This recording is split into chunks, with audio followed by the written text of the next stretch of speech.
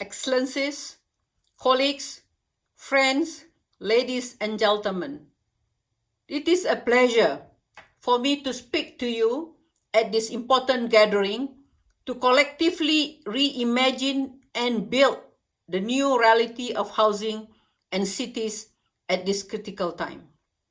Since its foundation, UN-Habitat has been working to promote universal rights to adequate housing for all as one of the transformative forces that can lead the world to overcome challenges related to climate change, poverty, exclusion, and inequality.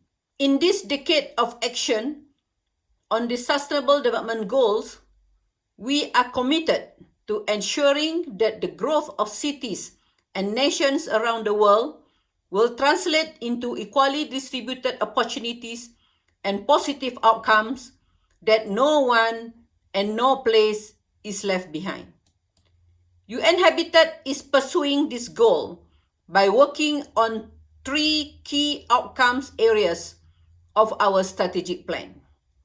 Increase and equal access to basic services, sustainable mobility and public spaces. Number 2, increase and secure access to land and adequate and affordable housing. And 3, effective settlement growth and regeneration. The COVID-19 crisis has underlined the importance of these endeavors. Unsustainable urbanization and deep-rooted inequalities in cities globally have heavily exacerbated the degree of COVID-19 impacts and led to the disproportionate impact on groups that were already in a situation of a greater vulnerability. Since March 2020, UN-Habitat has been working to explore the spatial dimensions of the pandemic and identify the necessary shift in urban form that can mitigate the spread of future contagion, reducing their adverse economic, social, and environmental impacts while making cities more prosperous, green, and fair. The results of this analysis are gathered in the report entitled Cities and Pandemics Towards a More Just, Green, and Healthy Future. Access to adequate housing, which is safe, affordable, and well located, has been identified as a key tool to contain the spread of pandemics and build back more resilient, sustainable cities and communities. The current crisis has demonstrated that housing is the cornerstone of communities and people's health, dignity, safety, and well-being.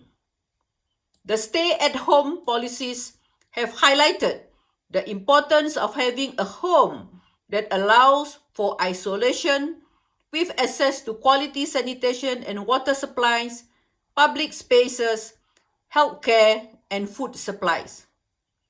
Furthermore, as a result of lockdown policies and loss of livelihoods, a potential surge in eviction and connected risk of homelessness has been reported globally, in particular for people living in deprived neighborhoods, informal settlements, and slums.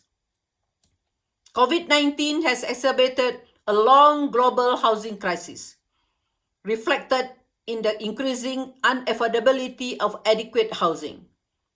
Almost a quarter of the global population does not have a safe place to live in with peace and dignity. At the start of the pandemic, 1.6 billion people were either homeless, in housing precarity, or living in overcrowded conditions. COVID-19 has made clear the necessity to remove pre-existing conditions of inequality and discrimination, as well as address emerging forms of vulnerability. Restoring the social fabric will involve more than policy frameworks. It will require a new social contract. While each country will arrive at its own commitments, there are 3 core objectives that can be regarded as universal. First, health.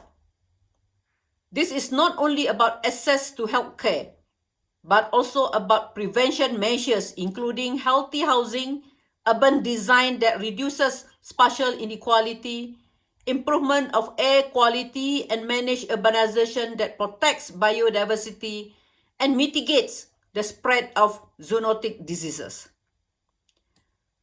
Second, housing. Housing for all begins with a fundamental shift to a human rights-based approach, which translates in renewed investment in affordable and social housing, as well as in governmental interventions informed by a human rights approach to put people at the center of the discussion. Achieving the right to adequate housing for all also needs to be ultimately recognized as a shared responsibility of national and local governments with other stakeholders, civil society, private sector, academia, and the donor community. Finally, key steps to develop and implement long-term strategies to improve living standards will ultimately need to address multiple drivers of inadequate housing and homelessness, including lack of access to social protection. The third, income. Basic income for all is perhaps the most ambitious element of the new social contracts.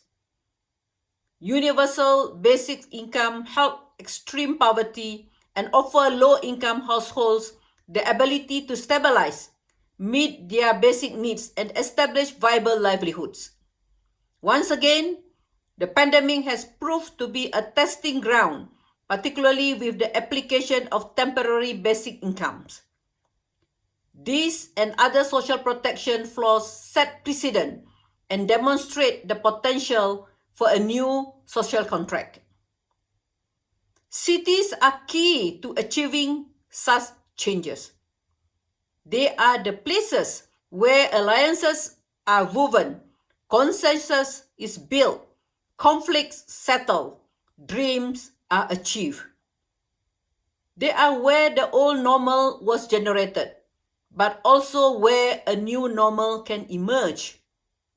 One where health, housing, and security are prioritized, not only out of social necessity, but also from a profound commitment to human rights for all. Let me end by thanking Habitat for Humanity and the Urban Housing Practitioners Hub platform for inviting me to share some of the findings and recommendations drawn from the recently launched UN Habitat report, Cities and Pandemics report, towards a more just, green, and healthy future. I would also like to thank and acknowledge all the panelists and participants who will be sharing knowledge, experiences, and best practices on the subjects of housing and human settlements. I wish all of you a fruitful discussion. Thank you.